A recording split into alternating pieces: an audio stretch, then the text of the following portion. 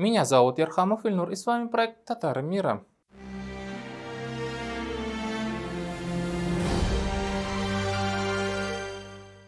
К знаковым событиям уходящего 2022 года для татарского мира, как мне кажется, стоит отнести открытие в Казани IT-парка имени Башира Рамеева. Этот технопарк, по сути, должен обеспечить Татарстану прогресс в неизбежно наступающем цифровом будущем. Какие бы препятствия на этом пути нам не пришлось преодолевать.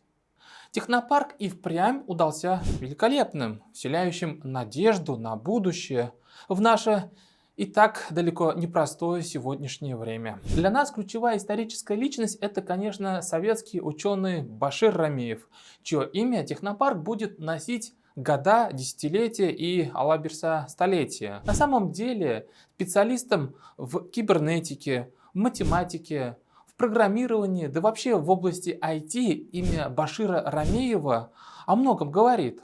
Он вместе с другим выдающимся ученым Исааком Бруком в 1948 году представил первый в Советском Союзе проект «Автоматическая цифровая электронная машина». Если бы Советский Союз был чуть более внимателен к разработкам своих ученых-математиков, то наша страна стала бы родиной микрочипов, компьютеров и прочей электроники. Башир Рамеев на самом деле является внуком богатейшего на Урале татарского золотопромышленника Закира Садыковича Рамеева, который татарам известен еще как татарский поэт Дердмент. Вообще род, фамилия Рамеевых славная, подарившая татарскому народу немало самых талантливых своих представителей. Поэтому в этом выпуске мы более внимательнее остановимся на родственнике Башира Рамеева, на дореволюционном имаме из Стерлитамака Мухаммад-Гарифе Рамееве. Сразу же забегу вперед и скажу, почему меня историческая личность стерлитамакского имама Мухаммад-Гариф Хазрат Рамеева тронула и впечатлила. Жизненный путь, судьба этого имама мне показала, продемонстрировала, что, оказывается, можно быть сторонником прогресса, сторонником развития, движения вперед и при этом не засматриваться в стороны, на опыт других далеких стран и государств. Дело в том, что Мухаммад-Гариф Хазрат Рамеев не имел никакого зарубежного мусульманского образования. Он не учился в пафосных и прославленных медресе в Бухаре, в Самарканде, чем обычно, например, козыряли многие ведущие татарские дореволюционные богословы и просветители. Мухаммад-Гарифу даже не удалось толком выбраться за рубеж, например, в Османскую империю. И несмотря на это, имам из Стерлитамака Мухаммад-Гариф Хазрат стоял на прогрессивных взглядах в деле службы Всевышнему и своему народу. То есть ни у кого из живых сегодня нет права обвинять, что все прогрессивные взгляды и ценности Мухаммад-Гарифа — это, видите ли, еретические наветы из разлагающейся Османской империи, или от зазнавшихся ученых из Бухары и Самарканда, или от излишнего чтения всяких западных французских газет и журналов загнивающей Европы. Нет, именно татарская земля, именно исторический край Беловоложский улус, именно Стерлитамакский уезд, именно Уфимская и Казанская губернии смогли породить, воспитать и дать образование Мухаммад-Гарифу Рамееву. В этом году увидела свет книга «Дневник татарского муллы» Мухаммад-Гарифа Рамеева. Книга вышла как на русском, так и на татарском языке. К сожалению, тираж книги небольшой, всего 100 экземпляров. В нашем видео я постараюсь с помощью его дневника раскрыть не только историю, что татарская земля и татарское общество может стать кузницей прогресса, развития и движения вперед. Весьма интересные взгляды Мухаммад-Гарифа Хазрата Рамеева на его прижизненные события. А жил он в очень бурное время, наполненное тектоническими сдвигами в жизни что его родного края, что всей Российской империи. Наш главный герой родился в 1852 году, а умер в 1933 году. Будучи в старших и уважаемых летах, он встретил новое столетие, 1900 год. Своими умудренными десятилетиями жизненного опыта глазами он всматривался в первую российскую революцию 1905 года. С похмуревшими бровями и болью в сердце он встретил вступление России в Первую мировую войну в 1914 году, из-за чего, кстати, потерял контакт и связи со своим сыном, который уехал учиться в Турцию. Мухаммад Гариф Хазрат, исполненный надежды на наступившую свободу, на прекращение гонений на ислам в Российской империи, встретил февральскую революцию 1917 года, когда царь Николай II отрекся от власти. Потом была надежда, что тюркам, татарам и мусульманам России удастся образовать свои государства, свою власть, свои парламенты и свои всероссийские организации.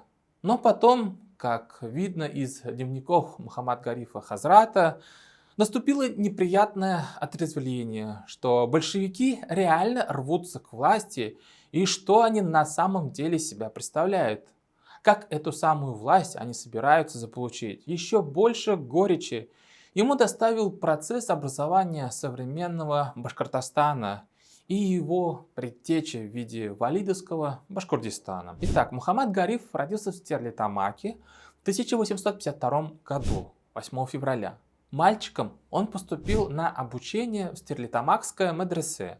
Когда ему исполнилось 14 лет, Мухаммад Гариф уехал в деревню Киешки. Это сейчас деревня Старые Киешки Кармаскалинского района Башкортостана. Там Мухаммад Гариф учился у Мирсаяфа Хазрата. Он в этой деревне 4 года изучал арабский язык, исламское право и этику.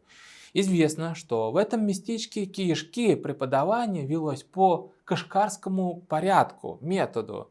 Но это такой очень консервативный метод преподавания, который получил распространение из деревеньки Кашгар современного Арского района Татарстана. Суть этого метода – банальное зазубривание, заучивание. Когда Мухаммад Гарифу исполнилось 20 лет, он отправился за дальнейшим образованием, обучением в Казань. Здесь он отучился в Папанаевской мечети у известного преподавателя того времени Нургали Габдракипова, который был имамом Пороховой Слободы. В 1879 году, когда Мухаммад Гарифу исполняется уже 27 лет, он уезжает в Троицк. Это современная уже Челябинская область. К имаму 4-й Махали Жамалуддину Субхангулову. В начале 1880-х годов, когда Мухаммад Гарифу было чуть меньше за 30 лет, у него было желание уехать на учебу в Турцию. Он даже получил денежную поддержку от своих богатейших родственников, от золотопромышленников братьев Шакира и Закира Рамеевых. Но отец и сестра уговорили Мухаммад Гарифа все-таки остаться в России. Почитаем, что по этому поводу написал в своем дневнике Мухаммад Гариф Хазрат. После кончины моей жены у меня возникло желание отправиться в Турцию, чтобы получить там знания. Я был осведомлен из газет и журналов о том, что там наблюдается прогресс в области просвещения и культуры. Для реализации этой цели я предпринял несколько шагов. Попросил материального содействия у своих племянников Шакира и Закира. Ответ от них затянулся, но в конце концов они дали обещание помочь. Однако отец не захотел меня отпускать, как и сестра, которая жила вместе с ним. Я пожалел их. Все. На этом его путь получения знаний завершается. В том смысле, конечно же, что Мухаммад Гариф Хазрат в дальнейшем уже самостоятельно обучается, повышает свои навыки и компетенции, сам просвещается, черпает и впитывает новые знания, но на этом, можно сказать, университеты Мухаммад Гарифа Хазрата Рамеева заканчиваются. После Троицка он больше нигде уже не учился. А теперь я приведу вам несколько примеров по другим татарским богословам и просветителям. Итак, Шагабуддин Марджани получил мусульманское образование в Бухаре и Самарканде. Татарский политик и современник Мухаммад Гарифа Хазрата Садри Максуди получил образование в Парижском университете. Татарский богослов Муса Бигиев обучался в Египте, в старейшем мусульманском университете Аль-Асхар. Там же в Каире отучился и татарский просветитель Зия Камари.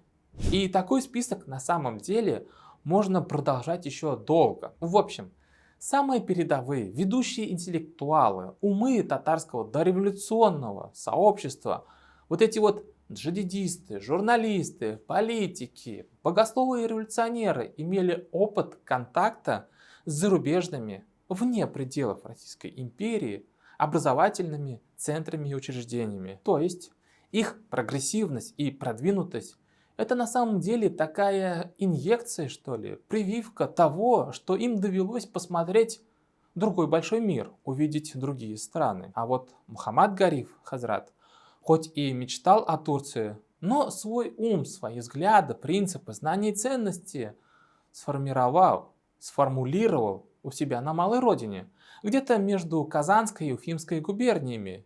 Именно татар жиры, татар туфрага сделали Мухаммад Гарифа человеком с прогрессивными взглядами на жизнь. Самое важное дело жизни Мухаммад Гарифа Рамиева — это внедрение в татаро-мусульманскую образовательную систему новых методов образования и особое внимание к преподаванию для детей из бедных семей и для девочек. В нашей начальной школе преподавание по новому методу началось в 1897 году. Валиджан бин Габдул-Камал, узнав на курсах Габдул-Гани Хусаинова из Оренбурга о новой методике преподавания, стал обучать по этой программе в отдельной школе. Благодаря прихожанину нашей махалли Мухаммад Зарифу Утямышеву было обустроено деревянное мадресе, где обучались дети бедняков. Это мадресе построил Утямышев в 1887 году, потратив на строительство 10-ю часть средств, вырученных от продажи полученного урожая хлеба. Здесь обучение велось по-старому, потому что таково было желание бая. Со временем, в 1906 году, мне удалось ввести здесь преподавание по новому методу. Затем, из-за того, что его наследники были против нового метода, эта школа для бедных закрыла. Только прочтя его дневник, можно понять, насколько для него было важно делиться знаниями и грамотностью с девочками, с женщинами. Он абсолютно не был в плену темного, мракобесного, патриархального болота религиозных предубеждений консерваторов. В 1904 году он в своем доме организовал школу для девочек. Взял для этого на содержание учительницу Ханифу, жену Мугалима Имуддина Арсланова. Обучение велось по новометодной программе, и количество учениц со временем увеличивалось. Несмотря на многочисленные упреки, Мухаммад Гариф продолжал дело. В 1906 году за счет собственных средств он построил на своей территории специальное здание школы для девочек. Нанял несколько учительниц в помощь Ханифу Ханум. Мухаммад Гариф Хазрат уговорил богатого стерлитамакского купца-мецената Гайфулу Усманова через процедуру вакуф передать в 1916 году имение на углу улиц Малой Татарской и Кладбищенской в Стерлитамаке. Рамеев получил 1 каменный дом и 3 деревянных дома. В каменном доме он разместил школу для девочек. Школа была 7-летней, и многие предметы там для девочек велись на русском языке. А теперь давайте почитаем некоторые заметки о женском образовании из его дневника. Руководство школы, включая составление программ, контроль за учебным процессом и прочее, я осуществлял самолично. Помогала мне в этом моя супруга Сания Ханум. Гайфулла Усманов оказал помощь в обеспечении дровами. Впоследствии это делали городские власти. Часть заработной платы учителям выплачивалась из средств Гайфуллы Усманова. Кроме того, за материальной поддержкой для школы я обратился к своему родственнику Мухаммад Шакиру Рамееву из Оренбурга, попросив его купить немного земли для ее передачи в качестве вакуфа для школы. Шакир Ага выделил 1000 рублей для расходов на нужды школы для девочек. На эти средства я купил неподалеку от города 12 десятин земли и передал их в 1917 году в качестве вакуфа в пользу этой школы. Когда в Российской империи случилась революция в 1917 году и царь ушел, в татаро-мусульманской среде началось масштабное общественное движение. И вот, например, в своем дневнике Мухаммад Гариф Хазрат уделяет большое внимание тому, как на втором съезде мусульман России в Казани решался женский вопрос. Мухаммад Гариф Хазрат вспоминает, как делегатами съезда были замужние женщины и девушки. И это не должно нас сегодня удивлять. Почему? Да потому что их мужья ушли воевать на фронт Первой мировой войны. И как вы понимаете, большинство мужчин там и остались, погибли, покалечены. Поэтому мы сегодня должны понимать тот факт, почему женщины в год революции 1917 года приобрели значимый вес в обществе и в политике. Да потому что это просто логично. В общем, на съезде мусульман женщины потребовали предоставить права по всем вопросам наравне с мужчинами. Большинство делегатов это решение одобрило. Но нашлись несколько человек, которых Мухаммад Гариф Хазрат, кстати, называет фанатиками. Так вот, они выразили протест и сослались на Коран, что приравнивание женщин к мужчинам неправильно. Тут же большинство делегатов переголосовало и отменило свое изначальное решение. Мухаммад Гариф вспоминает ту непростую пору. С одной стороны, женщины, ссылаясь на решение в Москве, стали приходить в Уфу на пятничную молитву. Разумеется, казы и имамы не были против этого. Приготовили специальное место в мечети. В такой мере шариату это не противоречит.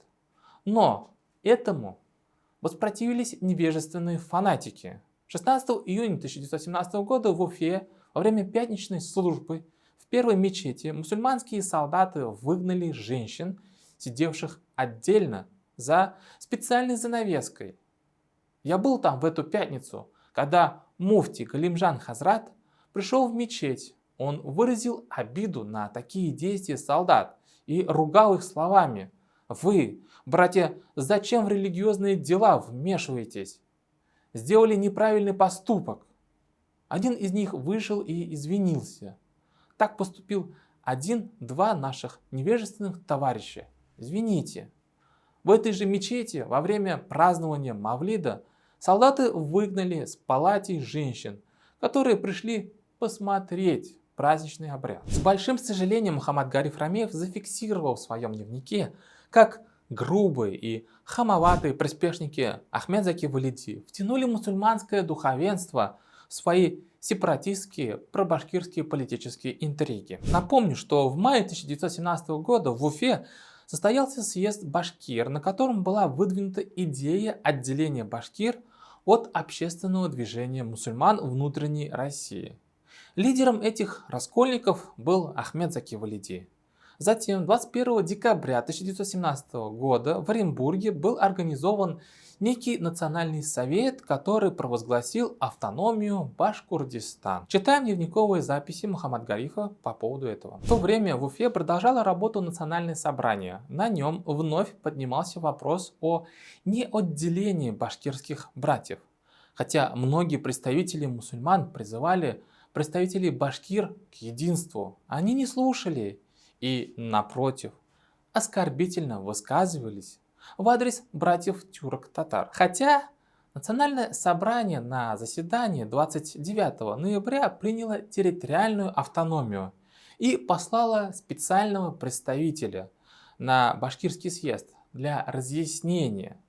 Результата это не принесло. Далее Мухаммад Гариф делится своими рассуждениями, почему же именно Ахмед Заки Валиди так нужен был раскол, отделение башкир.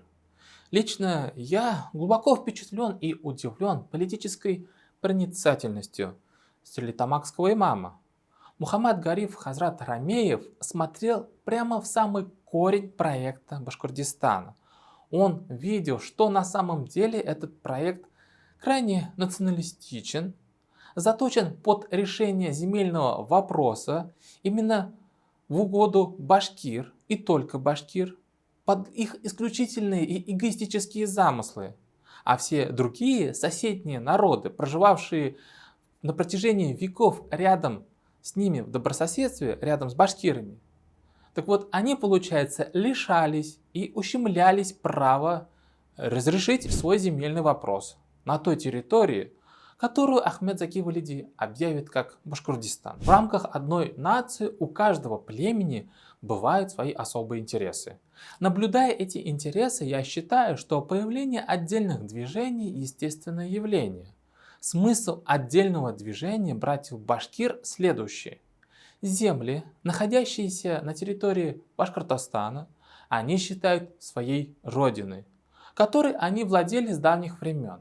На этой территории имеется много земель, принадлежащих народам внутренней России. Если на небольшой территории появится одна республика, на этой территории мусульман будет 60%.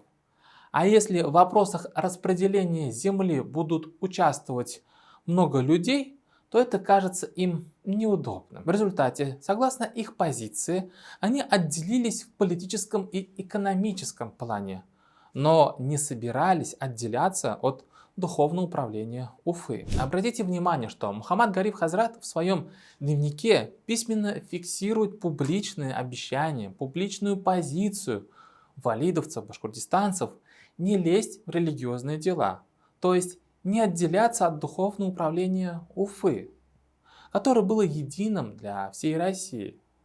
Мы еще чуть позже вернемся к этому вопросу. В своих дневниках Мухаммад Гариф Хазрат с укором пишет, как Ахмед Заки Валиди сначала воюет с большевиками, в Оренбурге вместе со своими товарищами был взят в плен, затем, как получает освобождение от большевиков, бежит в Челябинск, только с одной целью – поднакопить и подготовить силы для битвы с большевиками, которые у него отобрали 8 пудов золота, 17 пудов серебра, убили его ближайших друзей.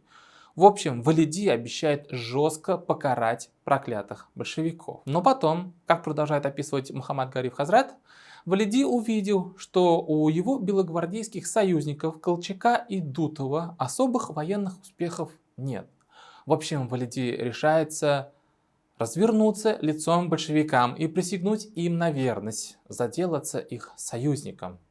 Особое внимание в своем дневнике Мухаммад Гариф Хазрат уделяет истории создания отдельного башкортостанского муфтията Ахмед Заки Валиди. Мало того, что Мухаммад Гариф остро переживал, как политикан Валиди раскалывал единый татарский народ своим проектом Башкортостан, к этому делу валидовцы еще добавили и создание своего отдельного муфтията, хотя раньше обещали, что не будут влезать ни в какие мусульманские дела. Читаем дневник Мухаммад Гарифа Хазрата. 1 февраля 1921 года по распоряжению Духовного управления в Стерлитамаке состоялось собрание имамов и мутавалли этого района для избрания мухтасиба 3-го района.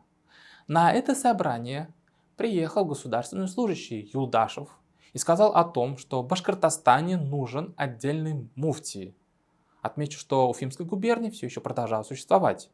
В своей речи Юлдашев выступил против выборов мухтасиба, подверг критике духовное управление, высказал о Галимжане Хазрате Буруди унизительные слова, постарался сделать все, чтобы не отправлять деньги, собранные на содержание духовного управления по назначению, которые были у мухтасиба. По желанию представителей собрания Габдрахман Фахретдинов выступил против Юлдашева. Его мягкая и трогательная речь призвала к совести Юлдашева и его сторонников. В конце обсуждения большинством голосов был временно избран прежний мухтасиб Ахунд Ярмаков, и было принято решение передать средства, которые он собрал, духовному управлению. На этом собрании Юлдашеву удалось создать съезд ученых Башкортостана и избрать одну комиссию из 6 человек для обсуждения вопроса об отдельном муфтияте и составления проекта съезда. В общем, в итоге новый муфтият получил название Центральное духовное управление Башкортостана. Но муфтият не мог найти для себя здание в Стерлитамаке. Валидовские муфтии-раскольники разместились временно в учебном заведении Мухаммад Гарифа Хазрата и пользовались без его ведома и его согласия его же вещами, столами, стульями и шкафами, которые он так бережно собирал и готовил для преподавания юным шакирдам. Валидовские башкортостанские власти оставили очень глубокую обиду в душе Мухаммад Гарифа, Сложно сказать, что он был человеком политики. Для него занятие политикой было чем-то тягостным, неизбежным прилипшим бременем, делом всей его жизни, делом, результаты которого наполняли его душу энергией и верой в будущее, делом, ради которого он готов был жертвовать своим здоровьем, временем и деньгами. Таким делом для Мухаммад Гарифа Хазрата было преподавание, просветительство. В его дневнике я прочитал строки, как же тяжело он переживал разрушение своей школы шакирдов, содеянные руками валидовцев.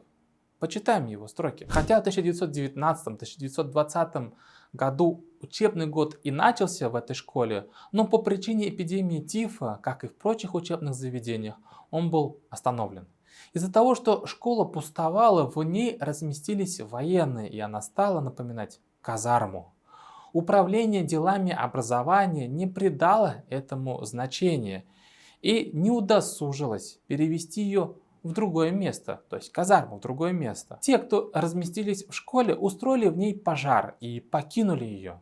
Затем пришли другие. В результате школа лишилась 50 стульев, досок для писания, хороших часов, 2 шкафов, книг и тетрадей и прочее. В 1920-1921 году здесь продолжали квартировать военные. Летом 1921 года здесь жили солдаты, и это здание было разграблено. Разбив отштукатуренные стены, они пустили на растопку доски, были выставлены оконные рамы, сняты дверные ручки и юшки, после чего распроданы. Напротив стоял дом, в котором жили учителя. Солдаты разрушили его окна и сени. Испытывая от всего этого сердечную боль, я обратился в Башкирское центральное духовное управление. Да-да, то самое, созданное Хамаватом Валидовцем Юлдашевым, отдельный муфтият, и в комиссариат просвещения, но пользы не было. Тогда в здании на постое находились 3 солдата, но никто не предпринял никаких действий для их выселения. В конце концов, я написал военному комиссару Муртазину, то есть Мусе Муртазину, соратнику Валиди, с требованием, чтобы солдаты покинули здание. Они ушли, но оставили много разрушений. Это был конец 1922 года. В общем, по мере укрепления власти большевиков, коммунистов, мусульманское образование приходило в упадок. Правительство запретило преподавание богословия ученикам младше 18 лет.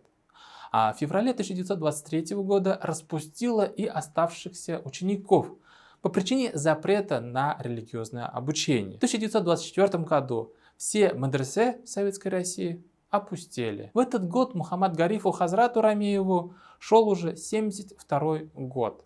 Через 5 лет, то есть в 1929 году, Мухаммад Гариф Хазрат отказывается от обязанностей муллы, оставляет первую соборную мечеть в Стерлитамаке.